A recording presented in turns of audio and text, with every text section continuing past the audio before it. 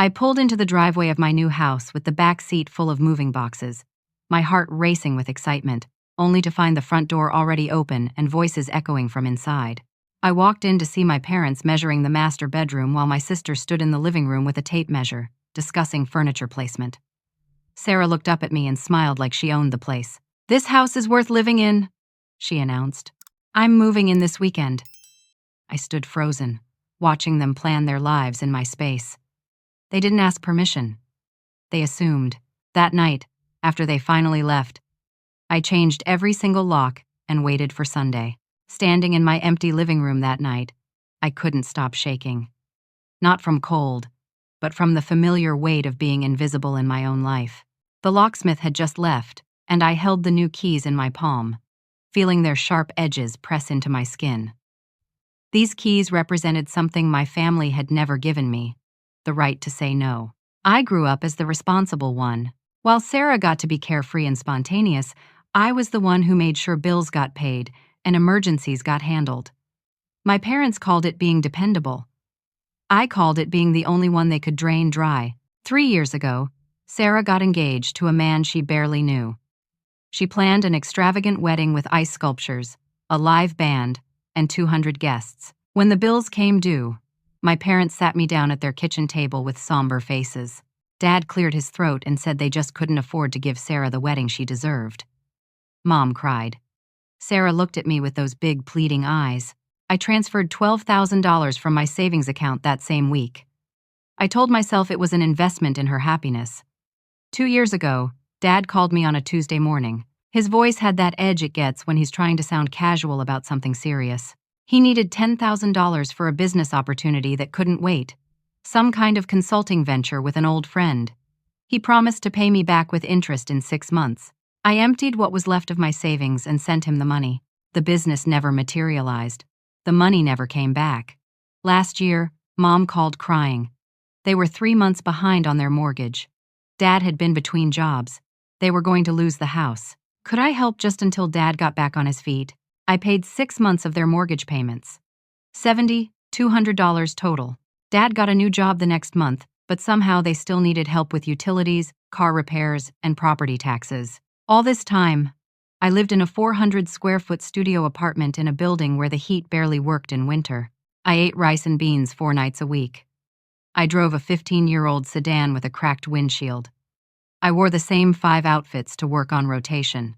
My coworkers probably thought I was struggling, but I was saving.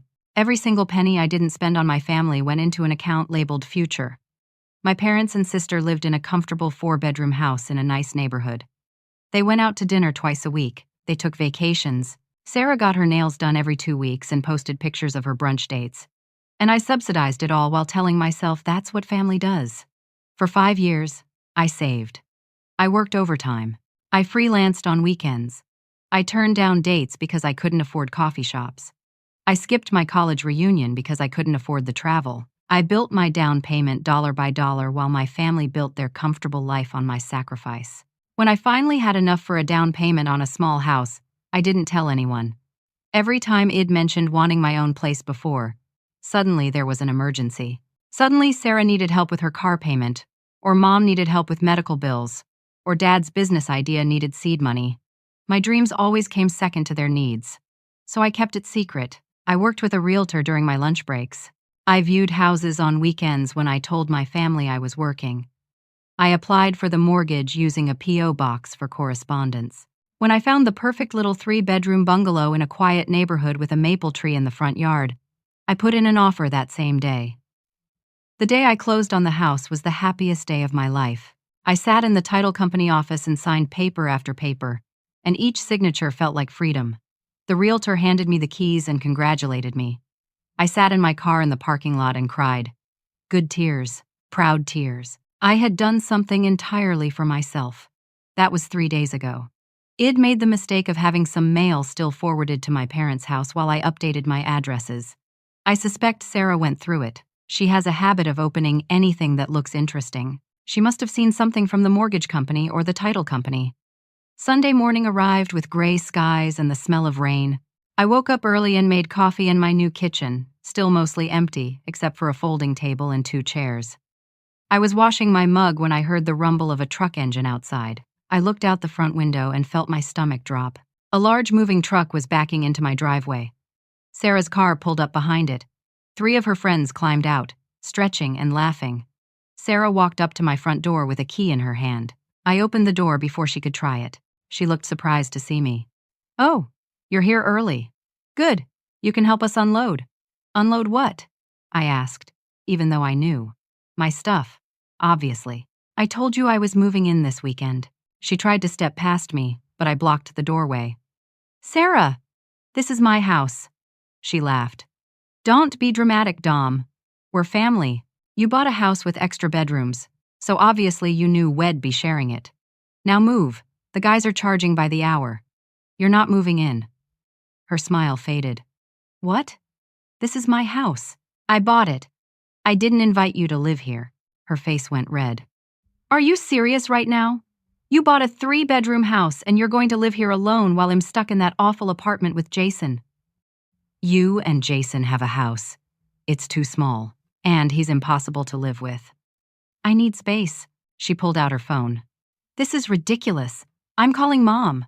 She turned away from me and spoke rapidly into the phone. "Mom, Dominique is being insane. She won't let me in." She changed the locks. A pause. "I don't know. She's acting crazy. You need to come over here right now." 20 minutes later, both my parents pulled up. Dad's face was already set in that stern expression he uses when he's decided I'm being unreasonable. Mom looked worried and disappointed. They gathered on my front porch like an intervention team. The moving truck guys stood by uncertainly, unsure if they should leave or stay.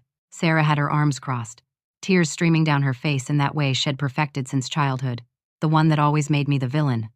"Dominique Marie, what is going on here?" Dad used my full name like I was 12 years old again. "I bought a house. Sarah decided she's moving in without asking me." I said no. Mom gasped like I'd said something profane. "Honey, we don't say no to family." I just did. "This is absolutely unacceptable," Dad said, his voice rising. "We raised you better than this. We taught you about family loyalty and sharing and taking care of each other." "I've been taking care of everyone," I said, my voice shaking. "For years. And now it's time for you to step up again." Sarah jumped in.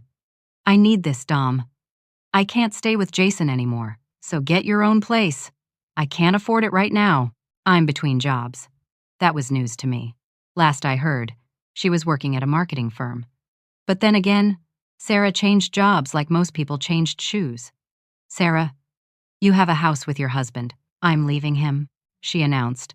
Like this was something I should have known. "I can't be with him anymore. I need a fresh start. And this house is perfect." I stared at her.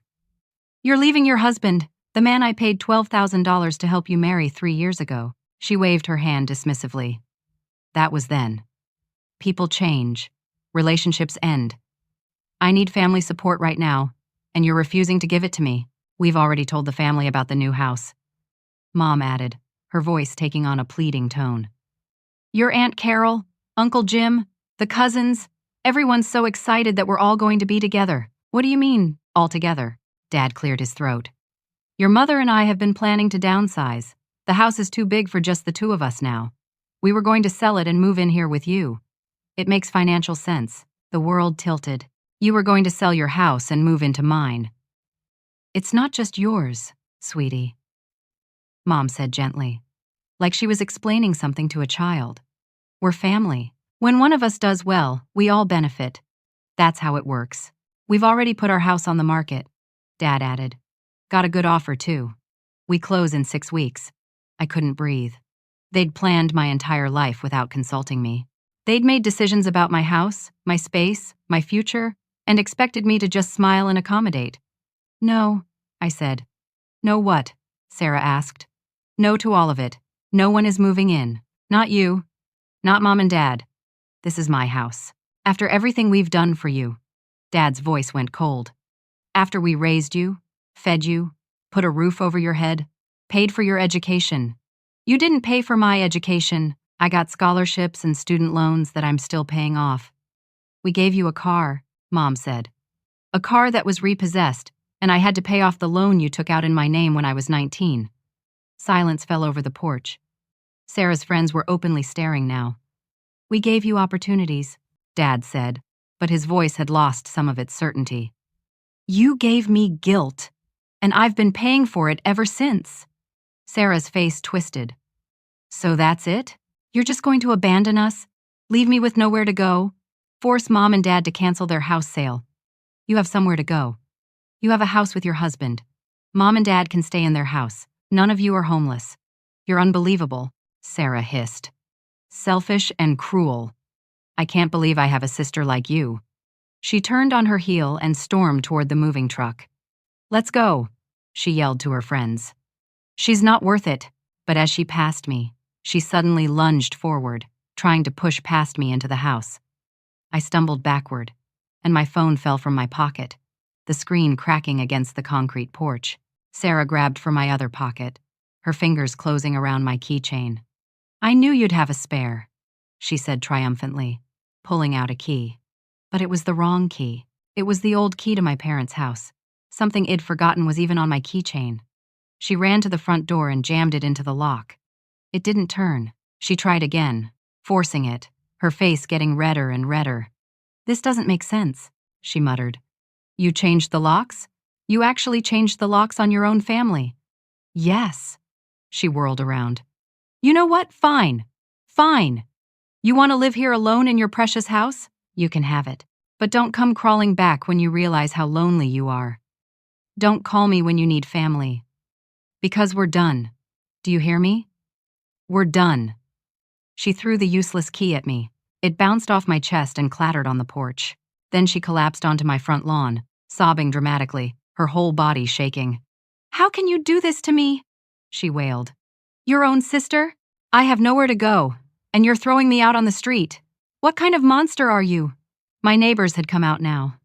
Mrs. Patterson from next door was watching with her hand over her mouth. The young couple across the street stood in their driveway, staring. "Sarah, get up," Mom said, going to her. "Come on, honey. Let's go." But Sarah wouldn't move. She lay there on my grass, crying like her heart was breaking, and I stood on my porch holding a cracked phone with my parents looking at me like I was the cruelest person alive. "You'll regret this," Dad said quietly. "Family is everything, Dominique, and you just threw yours away."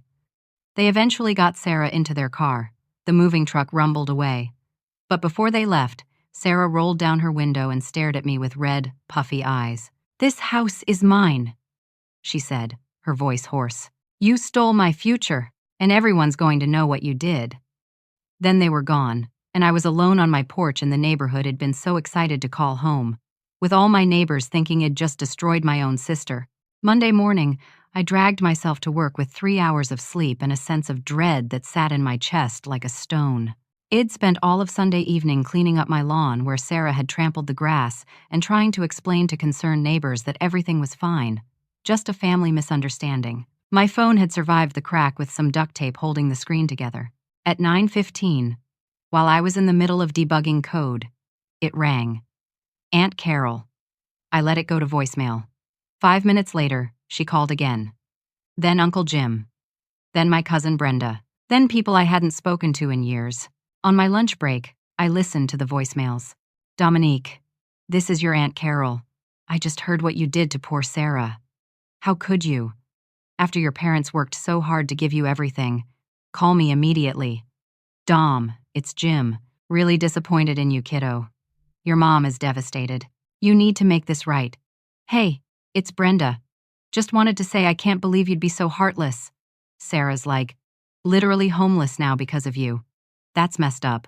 I sat in my car in the parking lot, my sandwich untouched, and opened social media for the first time in weeks. Sarah had been busy.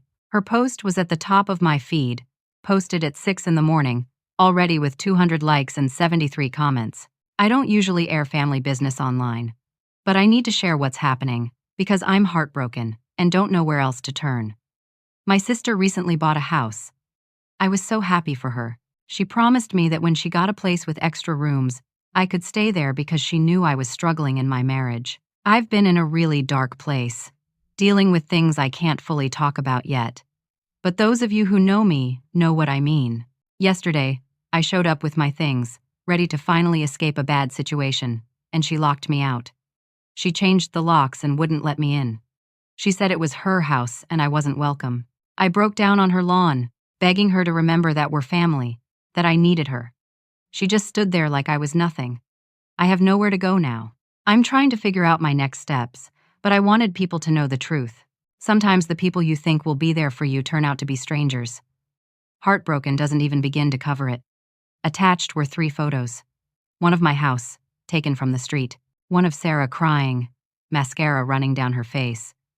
And one of me standing on my porch with my arms crossed, taken from an angle that made me look cold and angry. The comments were brutal. "Oh my God, Sarah, I'm so sorry. Your sister sounds toxic. Family is supposed to support each other. This is disgusting. I hope she realizes what she lost. You're better off without her. How can people be so selfish? Sending you love and strength." My mother had shared the post with her own caption, "A mother's broken heart, praying for healing and understanding." 63 people had liked Mom's share. Relatives I hadn't seen in years were commenting with crying emojis and messages of support for Sarah. I felt sick. My personal email dinged. A message from Dad, sent to me, and copied to 7 other family members.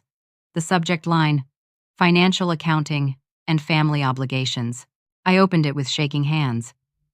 "Dear Dominique, after yesterday's unfortunate events, I felt it necessary to outline the financial investment your mother and I have made in your life.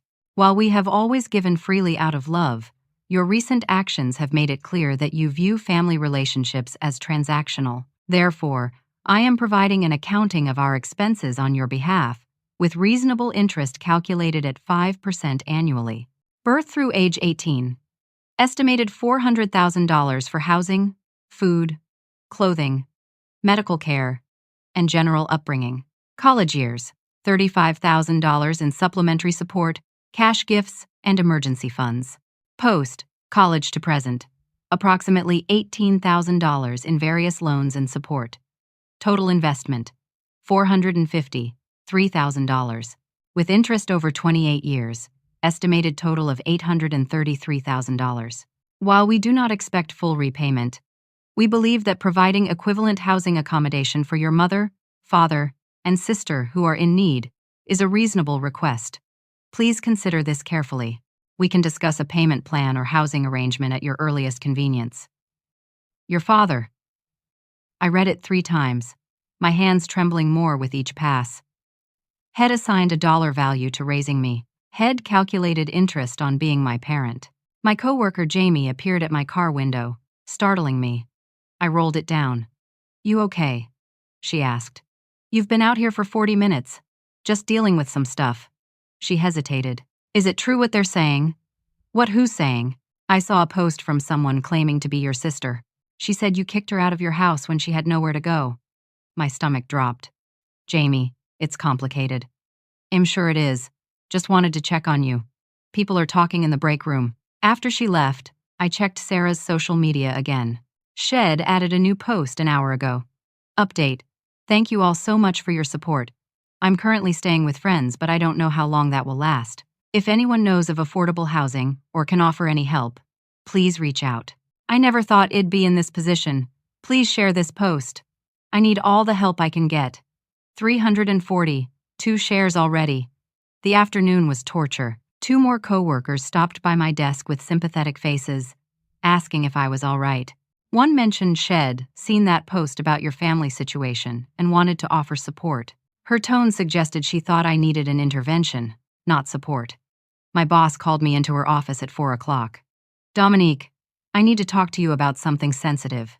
I sat down, my whole body tense. "I've received some concerns from team members about your personal situation affecting workplace morale." "My personal situation." She looked uncomfortable. "Apparently there's been some social media activity involving you and a family member. Some employees feel uncomfortable given the nature of the allegations." "Allegations? What allegations?" "That you've treated a family member cruelly. That you've denied housing to someone in need." "Look, I'm not here to judge your personal life, but when it starts affecting the team dynamic, I have to address it. I bought my own house. My sister assumed she could move in without asking. I said no. That's the whole story. I'm sure there are two sides, she said carefully. But maybe you should take some time to resolve this. You have vacation days available. Why don't you take the rest of the week to handle your family matters? It wasn't a suggestion. It was a gentle push out the door. You're making me use vacation time because my family is lying about me on social media. I'm giving you time to handle a situation that's impacting your work performance. You've seemed distracted all day. She was right about that, at least. I left the office at 4:30 with my laptop and a deep sense of humiliation. In the parking lot, my parents' car was idling near mine. They'd come to my workplace. Dad got out first. Dominique, we need to talk. Not here. Then where? You won't answer our calls. You won't respond to emails. I'm processing everything. Please leave. We're not leaving until you agree to sit down with us and discuss this rationally. Other employees were leaving the building now, watching the scene unfold. My boss stood in the doorway. If you don't leave, I'm calling security, I said quietly. Mom started crying in the passenger seat. She's calling security on us, David. Our own daughter. Security didn't need to be called.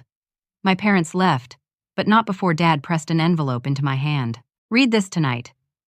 Well, be waiting for your call. I drove home in a daze and found my perfect little house marked with egg splatter across the front windows. Toilet paper hung from my maple tree. And someone had thrown a brick through my living room window. The brick sat in a pile of glass on my floor with a note attached. Family comes first. You forgot that. I called the police. They sent an officer who filed a report and took photos. When he asked if I knew who might have done it, I said I had suspicions but no proof. Without witnesses or video evidence, there's not much we can do, he said. You might want to consider installing cameras. After he left, I went outside to survey the damage. My sister's car was parked 2 houses down. Not right in front of my house, but close enough. And in my side yard, I found something that made my blood run cold. Sarah had set up a tent, a full camping setup with a sleeping bag, a small propane stove, and a handmade sign leaning against a tree. The sign read, "Homeless because my sister won't share." Mrs. Patterson from next door was standing at her fence. That's your sister, right? Poor thing. She's been there since this afternoon. I brought her some casserole. She's not homeless, I said. She has a house. Oh, that's not what she told me. She said you kicked her out with nowhere to go. A car pulled up. A local news van.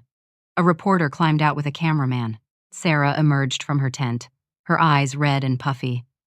Are you Sarah? The reporter asked. Yes. Did you get my message? We did. We'd like to talk to you about housing inequality among siblings.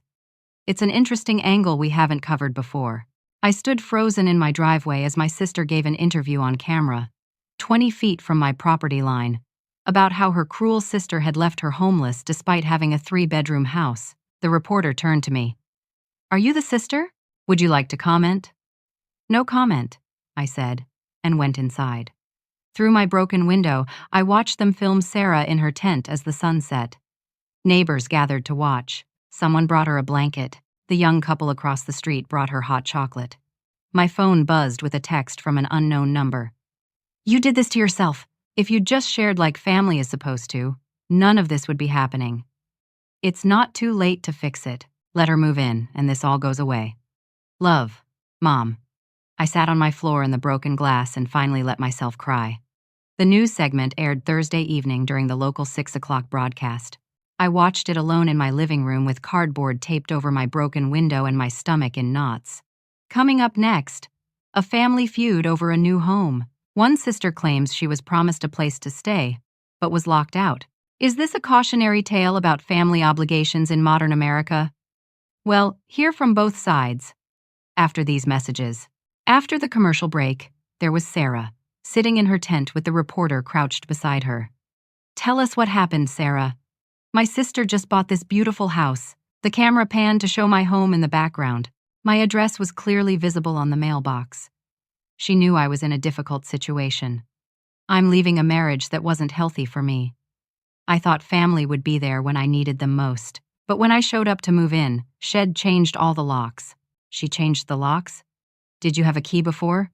No, but I didn't think I'd need one. We're sisters. I thought her home was my home too. The reporter's face showed practiced sympathy. And you've been staying here, in this tent, since when? 3 days now. I have nowhere else to go. Some kind neighbors have been bringing me food and water. It's been humbling. I never imagined I'd be in this position. We reached out to your sister for comment.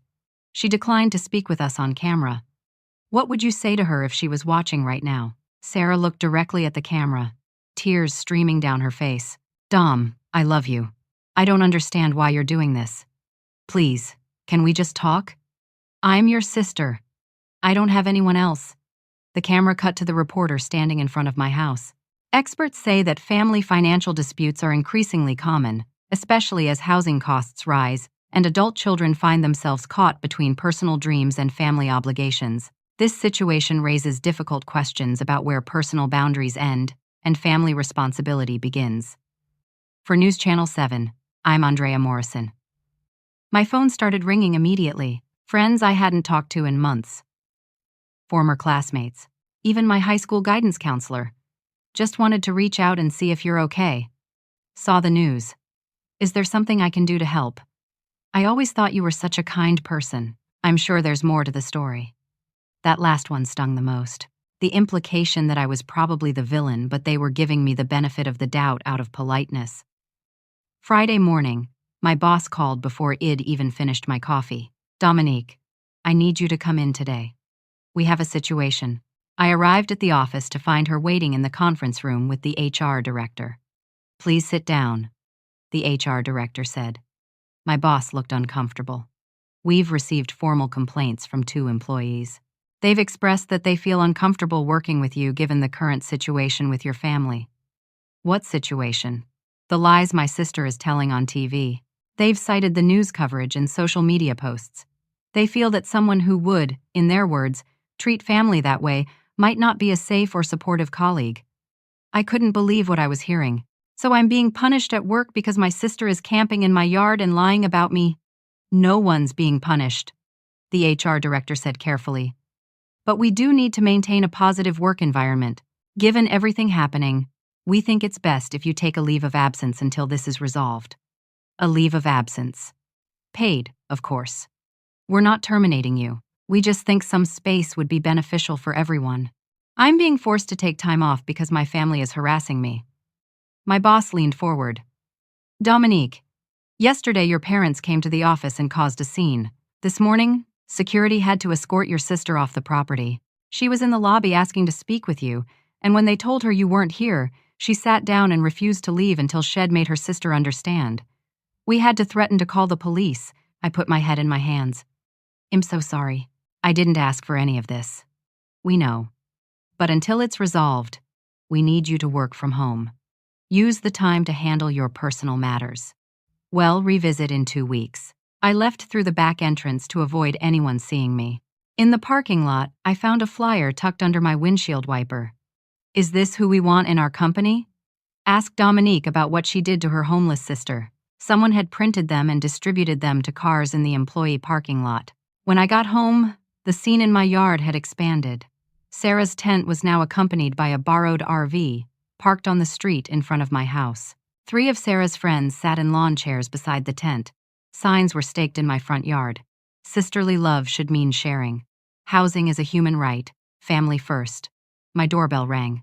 A woman I'd never met stood on my porch holding a casserole dish. Hi. I'm from Trinity Church down the street. We heard about your sister's situation. We wanted to bring some support. That's very kind. But my sister isn't homeless. She's making a choice to camp here. The woman's face shifted from kind to cool. Well, she seems to think she has nowhere else to go. Maybe you should reconsider your position. The Bible does say to love thy neighbor and thy sister. After she left, I looked out my window at the growing encampment. A donation jar had appeared on a folding table with a handwritten sign. Help Sarah find housing. People I'd never seen before were dropping money into it as they walked by. My phone buzzed. An alert from a crowdfunding site. Someone had tagged me. Sarah had created a GoFundMe page. The title, Help Sarah Find Housing After Sister's Betrayal. The description, Hi everyone. I never thought I'd be in this position. But life has a way of surprising us. Recently, my sister bought a house with multiple bedrooms. She knew I was struggling, trying to leave an unhealthy marriage, looking for a safe place to land. I thought family meant having each other's backs. But when I showed up to move in, she turned me away. She changed the locks and told me I wasn't welcome. I've been living in a tent in her yard for almost a week now, hoping she'll change her mind. I'm starting to accept that won't happen. So I'm reaching out to the kindness of strangers. Any amount helps. I just need enough for first month, last month, and deposit on a small apartment. Anything you can give will help me start over and rebuild my life away from family who doesn't want me. Thank you for reading this and for any help you can offer. The fundraiser had already collected $3,000 in 2 days. $3,000 from strangers who thought they were helping someone in need. When Sarah had a house, parents with a house, and a bank account shed, never been shy about spending from. I clicked through to see who had donated. Some names I recognized: distant cousins, family friends, people from Sarah's book club, but most were strangers with messages of support. Stay strong, sister. You deserve better. Family should support each other. I hope this helps. Sending love and prayers. No one should be homeless because of a sibling's greed. That evening, my doorbell rang again. This time it was the police. Mom, we've had a noise complaint. Your neighbor says there's been activity in your yard that's disturbing the peace. The activity is my sister camping out front. The officer looked tired. We're aware of the situation. We've received several calls about it today. Unfortunately, she's on public property, the sidewalk and street. There's not much we can do unless she's threatening you or trespassing. She threw a brick through my window on Monday. Do you have proof it was her? No. Then our hands are tied. I'd suggest trying to resolve this within your family. After he left, I stood at my window and watched Sarah's campsite. Someone had brought her a space heater. Another person dropped off takeout food. She held court like a homeless celebrity, graciously accepting donations and sympathy. And I stood in my house, the one I'd worked 5 years to afford, feeling more trapped than I'd ever felt in my tiny studio apartment. Friday night, my email dinged. The sender was a law firm I'd never heard of. Dear Miss Dominique Cartwright, our firm represents Helen and David Cartwright in the matter of residential property located at 847 Maple Grove Drive. Please be advised that our clients are filing a civil suit against you for unjust enrichment. They assert that significant financial contributions made to you over the course of your lifetime constituted investment in shared family property, and that they are entitled to partial ownership stake in the aforementioned residence. Specifically, they seek a 40% ownership interest.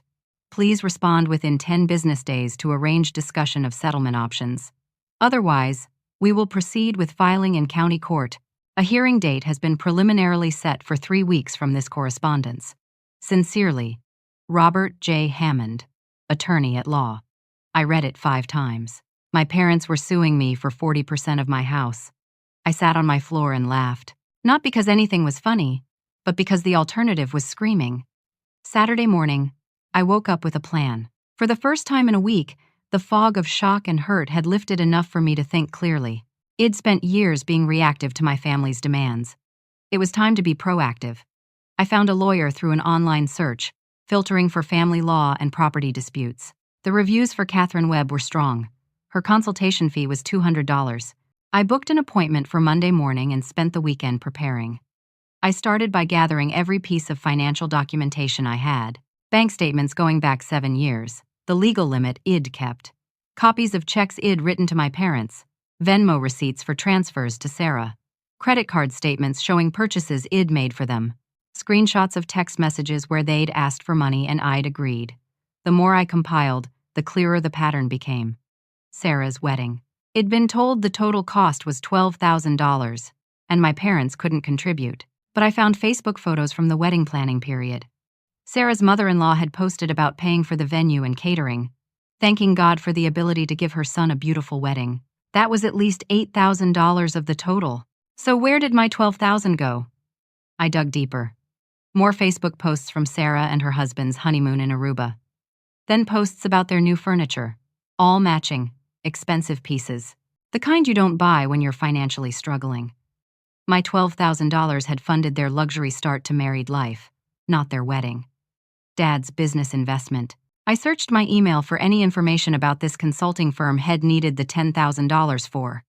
I found the email where Head explained it, sent 2 years ago. Dom, I have an incredible opportunity. Rick Patterson, you remember him from the neighborhood, has started a consulting business helping small companies optimize their operations. He needs partners to invest. 10,000 gets me a 20% stake. The returns could be significant within the first year. I'd like to do this, but I'm a bit short. Could you loan me the money? I'll pay you back with interest as soon as the dividends start coming in. I looked up Rick Patterson's business.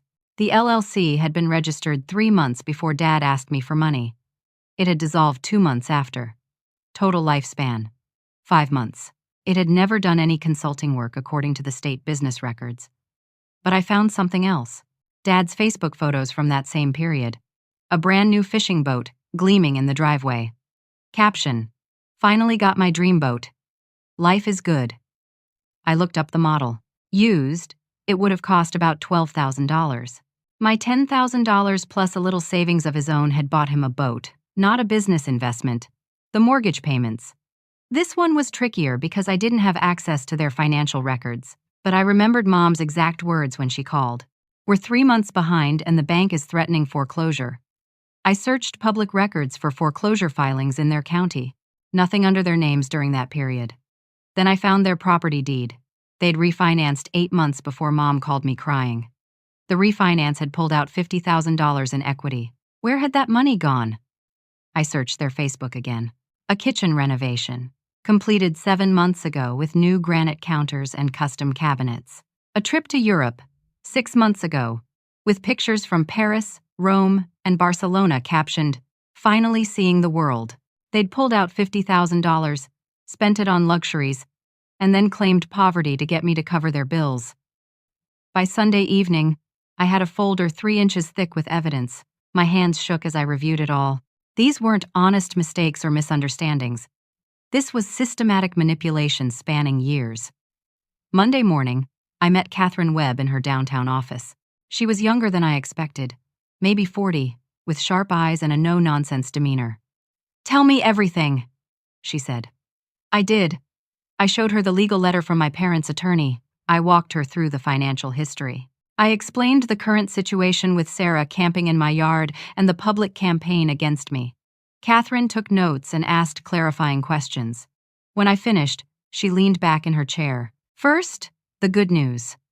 Your parents' lawsuit is baseless. Family gifts, even large ones, are not legally recoverable unless there was a written agreement stating they were loans or investments. Did you sign anything? No. They were always presented as gifts or family help. Then they have no case. Any judge will dismiss this quickly. Relief flooded through me. So they can't take my house. Not a chance. But here's where it gets interesting. Your sister's GoFundMe campaign and her public statements could constitute fraud. Fraud. Shez soliciting money under false pretenses. Shez claiming to be homeless while she has access to housing. She's claiming need while she has resources. If we can prove she has other options and is choosing to camp out for effect, that's potentially wire fraud, which is a federal offense. I don't want to send my sister to prison. Catherine smiled slightly. No one's going to prison, but the threat of legal consequences might be enough to make this situation resolve itself. Additionally, you have grounds for a defamation suit. The social media posts, the news interviews, all of it contains false statements that have damaged your reputation and cost you professionally. What about my parents? The manipulation. That's trickier. It's unethical, certainly. Morally wrong, absolutely. But legally, it's hard to prove that gifts were given under duress or false pretenses after the fact. However, we can use this evidence to strengthen your position. If they're going to claim they're entitled to your property because they supported you, we can show that their support came with strings and was often based on fabricated emergencies. What do we do next? First, I'll respond to their attorney making it clear we'll be fighting this aggressively and that we're prepared to countersue for defamation and harassment. Second, I'll send a cease and desist to your sister regarding the GoFundMe and her presence on your property. Third, we prepare for their court date and we bury them with evidence. How much is this going to cost? She quoted me a retainer fee. $4,000. I didn't have $4,000 in my checking account. I'd spent everything on the house down payment. I'll need to put it on a credit card. That's fine. I take payment plans too, if that helps. I left her office feeling lighter than I had in days, even with the credit card debt it'd just taken on. For the first time, someone was on my side. Someone believed me. Back at home, I did more digging. Sarah's private Instagram account, the one she'd forgotten I could still see through an old shared login, was a goldmine. Recent posts showed her with a man I didn't recognize. He was muscular, tattooed, with long hair pulled into a bun. They were at the gym together, at coffee shops, at his apartment, based on the background. The captions told a story. New beginnings with this one, finally living for me. When you realize you've been settling for less than you deserve.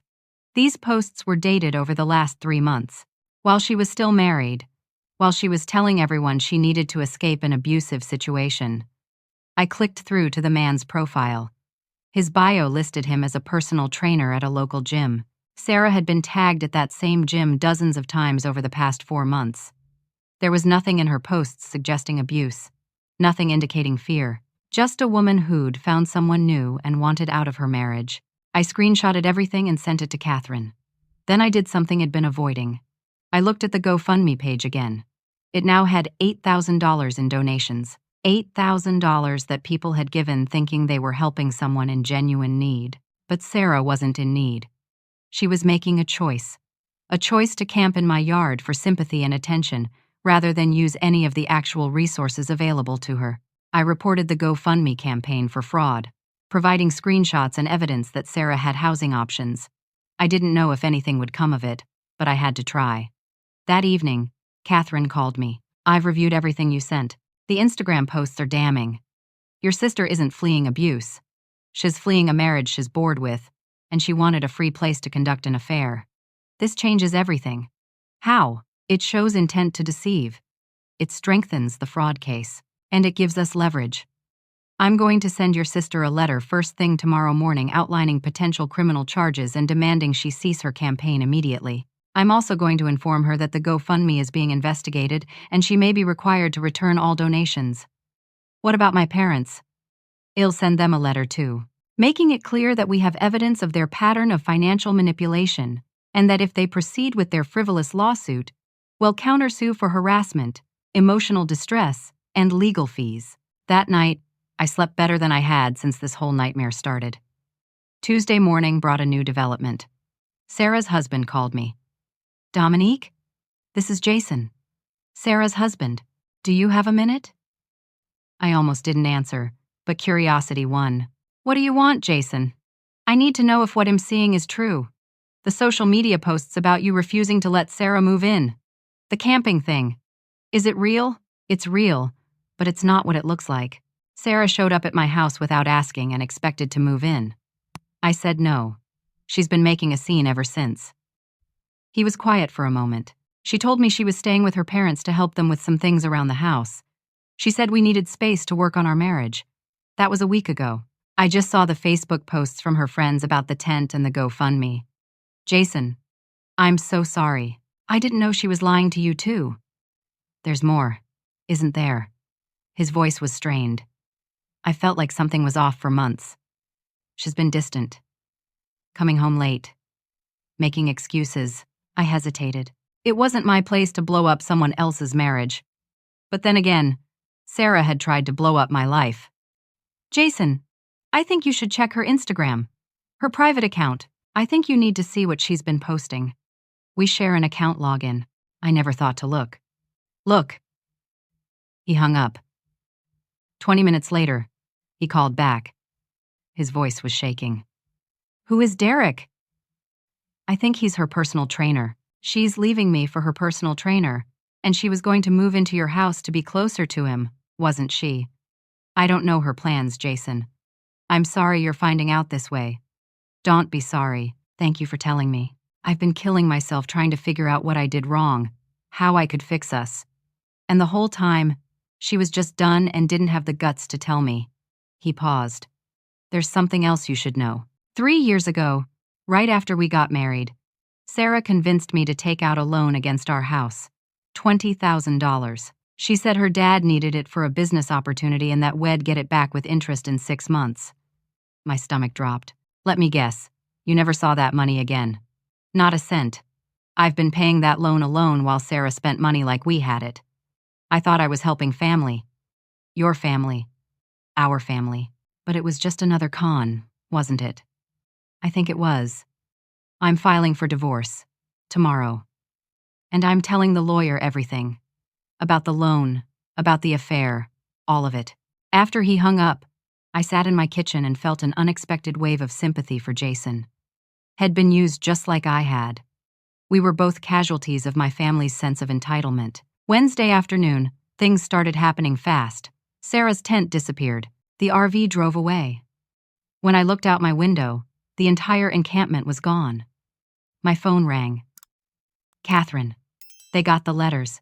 Your sister's campaign is over. The GoFundMe has been shut down and she's being required to return all donations. Your parents' attorney called me. They want to drop the lawsuit. Just like that. Just like that. Turns out when you respond to threats with bigger threats backed by evidence, people back down. I told them we'd agree to drop our counterclaims if they drop theirs and sign an agreement to cease all harassment. What did they say? They're considering it. We should know by Friday. Friday came. The agreement was signed. My parents dropped their lawsuit. I dropped mine. They agreed to stay away from my home and workplace. But the cost of victory was high. I had $4,000 in legal debt. My credit card was maxed out. My reputation in the neighborhood was damaged. And I'd lost my family. Or had I? Maybe I'd never really had them to begin with. I spent the weekend thinking about truth. Not revenge, not retaliation, but simple, documented truth. My family had controlled the narrative from the beginning. They'd told their version of events to everyone who would listen. And people believed them because why would a family lie about something like this? But I had proof, and I had a right to defend myself with facts. Monday morning, I sat down at my laptop and created a document. Not a rant, not an emotional outburst, but a clear, factual timeline with evidence. I titled it, The Truth About My House, My Family, and What Really Happened. I wrote, My name is Dominique, and I've been silent while others told stories about me. It's time to share the facts. I'm not doing this to attack anyone. I'm doing this because my reputation, my job, and my mental health have been destroyed by false narratives, and I deserve the chance to present the truth. Here is what actually happened. I worked for 5 years to save for a house down payment. During those years, I gave my family over $30,000 in loans and gifts for various emergencies. I lived in a tiny apartment and sacrificed my own comfort to help them. When I finally bought my house, I didn't tell anyone because past experience showed me that my financial achievements became their opportunities to ask for more help. 3 days after closing, my family discovered the purchase and showed up at my house, uninvited, having already decided my sister would live there and my parents would eventually move in. No one asked me. They told me, when I said no, they launched a campaign to make me look cruel. But here are some facts they didn't share. My sister is not homeless. She has a house with her husband. She chose to camp in my yard for attention and sympathy. The abusive marriage she claims to be fleeing? I found social media evidence of her affair with her personal trainer. Posts showing her plans to leave her husband for someone new. There's no evidence of abuse. Just a woman who wanted out and needed an excuse. The $12,000 I gave for her wedding 3 years ago? Most of the wedding was paid for by her in-laws. My money funded her honeymoon and furniture. The $10,000 I loaned my dad for a business investment. He bought a boat. The business never existed. The mortgage payments I covered for 6 months when they were facing foreclosure. They'd refinanced 8 months earlier and pulled out $50,000 for renovations and a European vacation. They were never in danger of losing their house. My parents sued me for 40% ownership of my home, claiming their lifetime of gifts to me were investments in shared family property. Their lawsuit had no legal merit and was dismissed. I'm sharing this not to hurt anyone, but to defend myself. I've lost work opportunities, had my reputation damaged, and been portrayed as heartless for setting boundaries with people who have manipulated me financially for years. I attached scanned receipts with identifying information blacked out, screenshots of Facebook posts with dates visible, the letter from my parents' lawyer, the news segment, everything I could include without violating privacy laws. Then I posted it to my personal Facebook account, which I rarely used. Within an hour, it had been shared 15 times. Within 3 hours, 50 times. By evening, over 200 shares. The comments shifted. I shared the original post calling you heartless. I'm so sorry. I should have waited to hear your side. This is why we need to stop judging situations we don't fully understand. Your family should be ashamed. You deserved better. Setting boundaries isn't cruel. It's necessary. Thank you for sharing this. My Aunt Carol, who'd left me a scathing voicemail 2 weeks ago, commented, Dominique, I had no idea. Your mother told us a very different story. I owe you an apology. The local news station that had run the original segment reached out. Would I be willing to do a follow-up interview? This time, I said yes. Wednesday afternoon, the same reporter who'd interviewed Sarah sat in my living room. My broken window had been repaired. My house looked like a home now, with furniture and pictures on the walls. Tell me your side, Andrea Morrison said. I did. I was calm, factual, and fair. I didn't attack my family's character. I just presented the timeline and the evidence. Why didn't you speak up sooner? She asked. Because I kept thinking this would blow over, that my family would calm down and we'd work it out privately. But when it affected my job and my safety, I realized silence was being interpreted as guilt. What do you want people to know? That family relationships should be built on respect and boundaries, not obligation and manipulation. I love my family, but I can't set myself on fire to keep them warm. That's not love. That's self-destruction. The segment aired Thursday evening. The tone was completely different from the first piece. 2 weeks ago, we told you about a family feud over housing. Tonight, we're sharing the other side of that story. Dominique Cartwright speaks out about financial manipulation, family boundaries, and the cost of saying no. They showed clips of Sarah's tent, then cut to me in my living room explaining the truth. They included some of the evidence ID provided, blurred for privacy but visible enough to support my claims. The reporter's closing statement. This story reminds us that family dynamics are complex, and we should be careful about rushing to judgment based on one perspective. Sometimes, the person who seems heartless is actually the one who's been hurt the most. Within an hour of the segment airing, Sarah's GoFundMe story, which people had screenshotted before it was taken down, was being shared with comments like, "This is why we can't trust crowdfunding sob stories," and she scammed hundreds of people. Thursday night, my phone rang. Jason, I wanted you to know. I filed for divorce this morning, and I told my lawyer everything about the loan, about the affair, about all of it. How are you holding up? Better than I expected. Angry, but also relieved. Like I've been living in a fog and it finally lifted. Sarah showed up at the house today to get some things. She tried to explain, to say it wasn't what it looked like. But I showed her the Instagram posts. Her own words. She couldn't lie her way out of that. I'm sorry you're going through this. Don't be. You did me a favor. I was planning to spend the rest of my life with someone who saw me as a resource, not a partner. Now I get a fresh start. That's thanks to you, in a weird way. After we hung up, I thought about what Head said. A fresh start. That's what I was getting too. Friday morning brought another unexpected call. From my cousin Brenda, the one who'd left a message calling me heartless 2 weeks ago. Dom? It's Brenda. I wanted to apologize. I saw your post in the news segment. I had no idea what was really going on. Your mom made it sound like you'd just suddenly turned cruel. I should have asked you directly, instead of believing gossip. It's okay, Brenda. It's not okay. I said terrible things about you, and I want you to know, I'm not the only one who feels bad about how we reacted. A bunch of us cousins were talking, and we all agree that Aunt Helen and Uncle David have always kind of used people. We just didn't want to see it because they're family. What do you mean? Do you remember when Uncle David borrowed $5,000 from my dad about 10 years ago? For some emergency? He never paid it back either. My dad wrote it off as family helping family. But it caused a lot of tension. And Aunt Helen is always asking people to watch their house when they travel, or help them move furniture, or loan them things that never get returned. There's this pattern, and we all just accepted it because that's how they are. I hadn't known that. I'd thought I was the only one.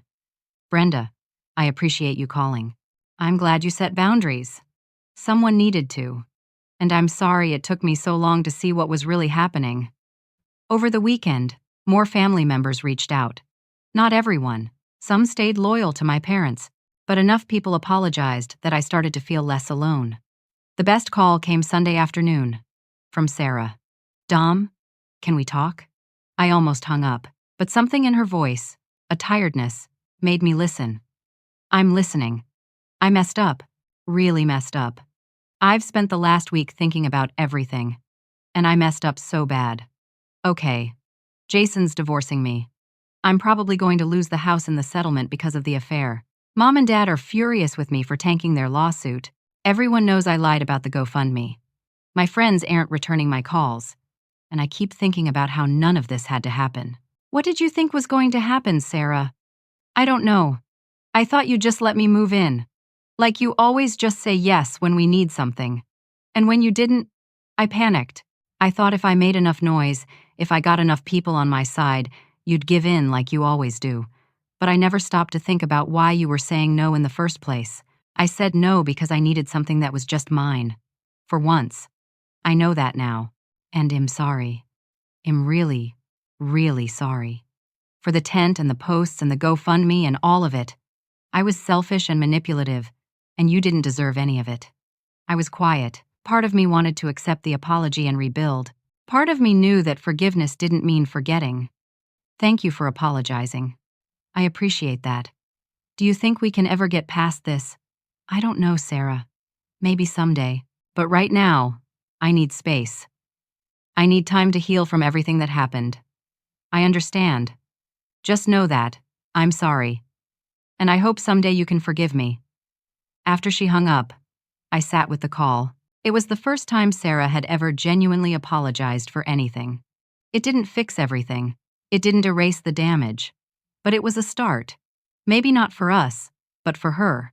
3 weeks after Sarah's apology, I sat in a courtroom next to Catherine, watching my parents and their lawyer take their seats across the aisle. The hearing was supposed to be about their ownership claim, but since they'd dropped it, this was just a formality.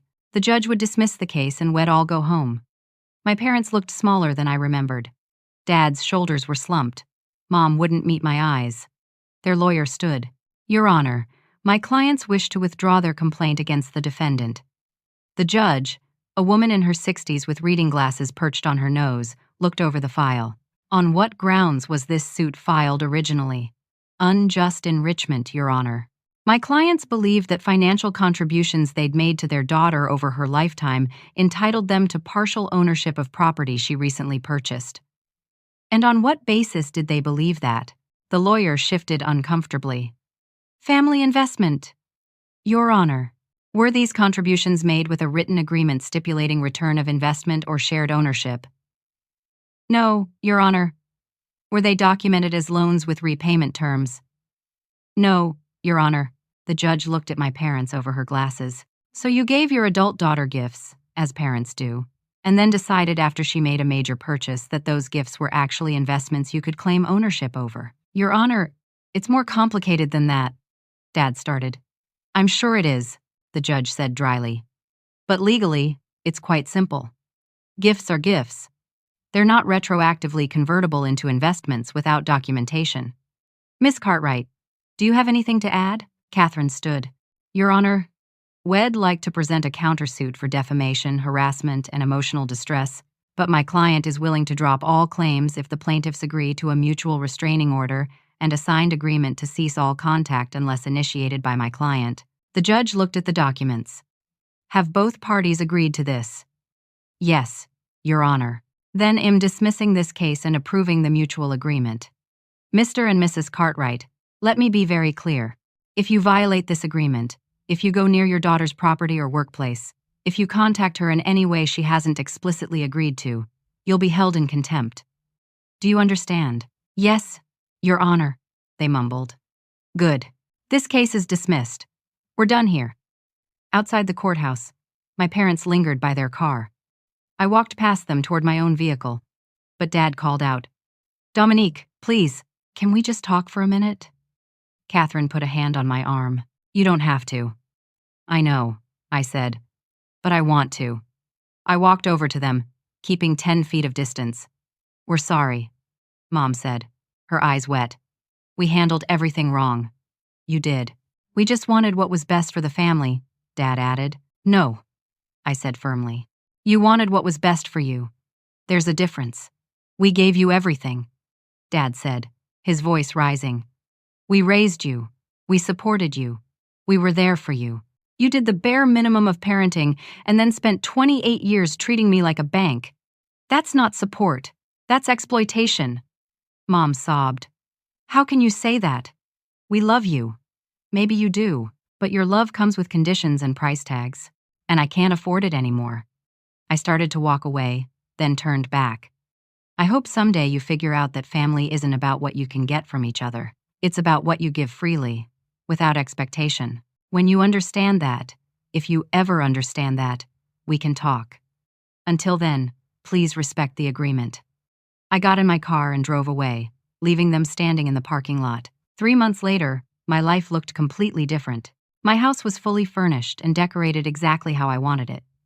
The living room had a cozy reading nook by the window. The kitchen had herbs growing on the windowsill. The spare bedroom was a home office where I worked in peace. I'd started therapy with a counselor who specialized in family trauma. Once a week, I sat in her office and unpacked years of guilt, obligation, and learned helplessness. She taught me that boundaries weren't selfish. They were essential. The credit card debt from my legal fees was manageable. I'd negotiated a payment plan that let me chip away at it steadily without drowning. My emergency fund was slowly rebuilding. Work had stabilized. My boss had apologized for forcing me to take leave and had given me a small bonus for the trouble. My coworkers who'd judged me had either apologized or quietly backed off.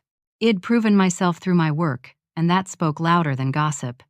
The blog I'd started, Boundaries and Belonging, had gained a small following. People shared their own stories of family manipulation and financial abuse. Every week, I received messages thanking me for speaking up, for showing that it was okay to say no to family, for proving that you could survive setting boundaries. I'd reconnected with Emma, my high school best friend who'd initially doubted me. We'd met for coffee. I'd shown her the full story, and she'd cried apologizing. Now we met for lunch every other week, rebuilding a friendship that had been neglected. I'd started dating too. Nothing serious yet, just casual dinners and movies with a man named Andrew. I'd met at a community garden event. He was kind, funny, and respectful. When I told him about my family situation, he listened without judgment and said, "You did what you had to do. That takes courage." Every month, I hosted a dinner party. Not for family, but for my chosen family. Emma came. My coworker Jamie became a friend and regular attendee. Catherine, my lawyer, showed up with wine and stories that made everyone laugh. Andrew started coming too, fitting naturally into the group. My house filled with laughter, genuine connection, and people who showed up because they wanted to, not because they wanted something. As for my actual family, the situation remained complicated. My parents sent one letter, 3 weeks after the trial. It came through their lawyer, so it didn't violate the contact agreement. The letter was long and mostly defensive, but buried in the middle was a sentence that might have been genuine. "We miss you and hope we can find a way forward eventually." I wrote back once, brief and clear. "I'm not ready for a relationship right now. If that changes, I'll reach out. Please respect my need for space." They hadn't contacted me since. Sarah sent a handwritten letter 6 weeks after our phone call. It was different from the legal letter. Personal. Vulnerable. "Dom, I've started therapy. My therapist says I have some issues with entitlement and manipulation that I developed growing up. I'm working on it. I know an apology doesn't fix what I did, but I want you to know I'm trying to be better. Not for you, but for me. I hope someday we can talk again. I miss my sister. Love, Sarah." I kept the letter in a drawer. I wasn't ready to respond yet, but I didn't throw it away either. Maybe someday. Maybe not. The door wasn't completely closed, but it wasn't open either. Jason and I texted occasionally. Head finalized his divorce and was dating again. Head bought a small condo and sent me a picture with the caption, "My fresh start. Thanks for helping me see I deserved one." The neighborhood had slowly warmed back up to me after the full story came out. Mrs. Patterson from next door brought over cookies and an apology. The young couple across the street invited me to a barbecue. The community that had judged me learned to see me as a person, not a caricature. One Sunday morning in late fall, I sat on my front porch with coffee and a book. The same porch where Sarah had camped. The same porch where my parents had demanded entry. But now, it was peaceful. Leaves drifted down from my maple tree, gold and red against the blue sky. A neighbor walked by with a dog and waved. I waved back. Andrew was coming over later to help me plant bulbs for spring. I looked at my house. Really looked at it. Not as a symbol of independence or a battleground, but as a home. My home. Hard, won, and worth every struggle. My phone buzzed. A message from a woman who'd found my blog. Thank you for sharing your story. I've been supporting my brother financially for 5 years while he makes no effort to change his situation. Reading about your experience gave me the courage to set boundaries. I told him no for the first time yesterday. It was terrifying and liberating. Thank you for showing me it's possible to love family and still protect yourself. I smiled and set the phone down. That's why Id shared everything. Not for revenge, but to help others see that they weren't alone. That setting boundaries wasn't cruel. That survival sometimes meant disappointing people who'd taken advantage of kindness. I thought about the lessons Id learned, the ones I wished Id known years ago. Family is supposed to be your foundation, not your burden. The people who truly love you want you to thrive, not just to serve them. Love doesn't require you to lose yourself. Real love respects boundaries and celebrates your independence. Setting boundaries isn't selfish. It's survival. It's the line between being supportive and being used. People who manipulate you will call you selfish when you stop letting them. That's how you know the boundaries are working. You can't set yourself on fire to keep others warm. Eventually, you'll burn out, and then you can't help anyone, including yourself. Sometimes the people who share your blood aren't really your family. And sometimes the people who aren't related become the family you choose. Saying no doesn't make you heartless. It makes you healthy. I picked up my book and settled into my chair, the fall sun warming my face. My credit card bill would arrive this week. My therapy appointment was Wednesday. My dinner party was Friday. My life wasn't perfect, but it was mine, and that was everything. The house I'd bought wasn't just a structure of wood and drywall. It was proof that I valued myself enough to invest in my own future. It was evidence that I could work toward a goal and achieve it without sacrificing my dignity. It was a declaration that I was worth protecting, even from people who claimed to love me. 3 years ago, Id paid $12,000 for Sarah's wedding without question. 2 years ago, Id handed over $10,000 for Dad's fake business. Last year, Id covered 6 months of mortgage payments based on a manufactured crisis. For years, I'd been taught that my worth was measured by my usefulness to others. But now I understood something different. My worth was inherent.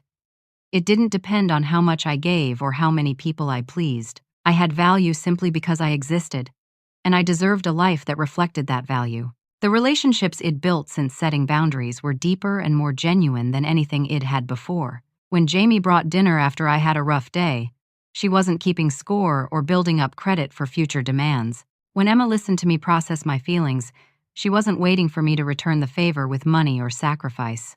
When Andrew planned thoughtful dates, he was doing it because he enjoyed my company, not because he saw me as a resource. That's what healthy relationships looked like. Give and take, yes, but without manipulation. Support, absolutely, but without exploitation. Love, deeply, but with respect for boundaries. Id spent 28 years thinking that family loyalty meant saying yes no matter what. That love meant sacrifice without limit. That being a good daughter and sister meant putting everyone else first. Always. But I'd been wrong. Real family loyalty meant being honest, even when it was hard. Real love meant respecting each other's autonomy. Being a good person meant taking care of yourself so you could genuinely support others, not enabling dysfunction by being an endless source of money and accommodation. My parents might never understand that. Sarah might get it someday, might not. But I understood it now, and that was enough. The life lesson I'd learned wasn't complicated, but it was powerful. You teach people how to treat you. For years, I'd taught my family that they could take without giving, demand without asking, and expect without reciprocating. I'd taught them that my needs came last, and their wants came first. Changing that pattern required me to do the hardest thing I'd ever done. Disappoint people I loved. Watch them get angry. Let them call me selfish. Stand firm while they tried every manipulation tactic they'd ever used. But on the other side of that pain was freedom, peace, a life that belonged to me. I closed my book and stood up, stretching. Time to go inside and start preparing for the week. Work projects to plan, therapy homework to complete, dinner party shopping to do. As I reached for my door handle, I paused and looked back at my porch, my yard, my neighborhood. Thank you, I whispered to the version of myself who'd had the courage to change the locks and wait for Sunday. The version who'd stood in the doorway and said no. The version who'd endured the public shame and private doubt and kept going anyway. That version of me had saved my life, had given me a future worth living. I walked inside and closed the door behind me, locking it firmly. Not to keep people out, but to keep myself safe inside. And that made all the difference. Now, I want to hear from you. Have you ever had to set boundaries with family members who didn't respect them? How did you find the courage to put yourself first when everyone else expected you to sacrifice? Share your experiences in the comments. Your story might help someone else who's struggling with the same situation right now. If this story resonated with you, please like this video and subscribe to the channel for more real life stories about family, boundaries, and finding your strength. Share this with anyone who might need to hear that it's okay to say no, even to the people you love. Sometimes the most loving thing you can do is protect your own peace. Thank you for listening to my story. I hope it reminds you that you deserve respect, boundaries, and a life that reflects your worth.